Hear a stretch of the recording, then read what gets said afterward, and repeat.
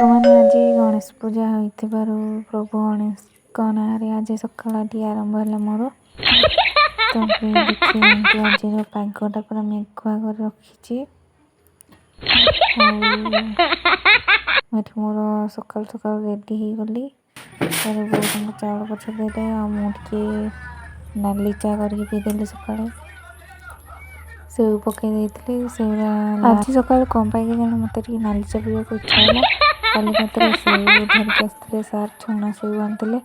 ଆଉ ସେଉକୁ ଦେଖି ମୋତେ ଟିକେ ନାଲି ଚା ପିଇବାକୁ ଇଚ୍ଛା ହେଲା, ସେଥିପାଇଁ ମୁଁ ଟିକେ ବନେଇଦେଲି ଆଉ ବୋଉଙ୍କୁ ଦେଲି। ମୁଁ ପିଇଲି ସେଉ। ଲାଷ୍ଟରେ ଯେଉଁ ବଳିଥିଲା ସାନ ସେଉ ତାକୁ ଖାଇଦେଲି।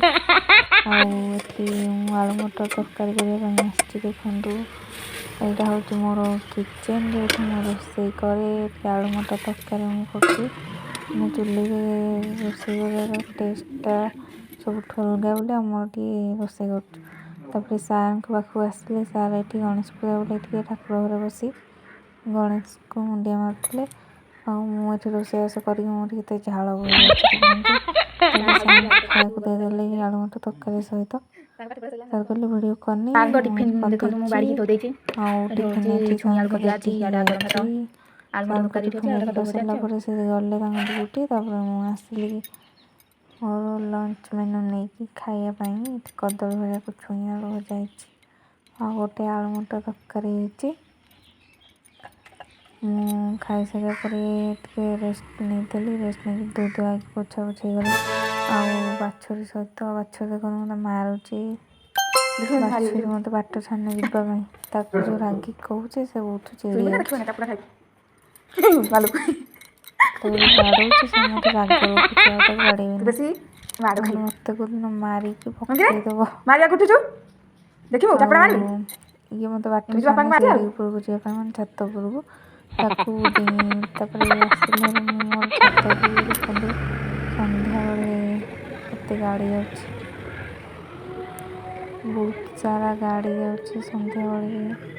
ଆଉ ବର୍ଷା ଜୋରସରେ ଆଇଲାଣି। ମୁଁ ଟିକେ ଆଜି ପାଗଟା ଦେଖିବା ପାଇଁ ଆସିଛି ଛାତ ଉପରକୁ ବ୍ଲଗ୍ କରିବି ବୋଲି। ଆଉ ଏବେ ତଳକୁ ଯିବା ହେରି। ତଳକୁ ଗଲା ପରେ ବୋଉ ଆଜି ପିଠାକୁ ତରକାରୀ କରିଥିଲେ।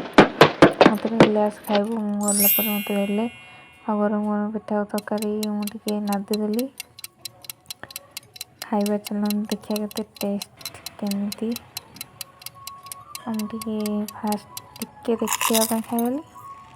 ତାପରେ ଗୋଟେ ବଡ଼ ପିସ୍, ମାନେ ଆଜି ଗଣେଶ ପୂଜା ଅଛି ତ ସେଥିପାଇଁ ଟିକେ ପିଠା କରାହେଇଛି। ଆଉ ଗଣେଶ ପୂଜା ସ୍ପେଶିଆଲ କଡ଼େଇ ପିଠା ଆଉ ଗୋଟେ ତରକାରୀ ଘାଣ୍ଟ। ତାକୁ ମୁଁ ଖାଇସାରିଲା ପରେ ପେଟ ଶାନ୍ତି କରି ମୋର ଖାଇଲି ବସି ଉଠି ଖାଉଛି। ଭିଡ଼ିଓଟି କେମିତି ଲାଗିଲା କମେଣ୍ଟରେ ନିହାତି କରିବେ। ଆଉ ନୂଆ ଥିଲେ ସବସ୍କ୍ରାଇବ୍ କରିଦେବେ, ଭିଡ଼ିଓଟିକୁ ଲାଇକ୍ କରିଦେବେ। ଆଉ Thank ନୂଆ you. ନୂଆ ଭିଡ଼ିଓ ଦେଖିବା ପାଇଁ ଚ୍ୟାନେଲ୍ ସବସ୍କ୍ରାଇବ୍ କରିବେ।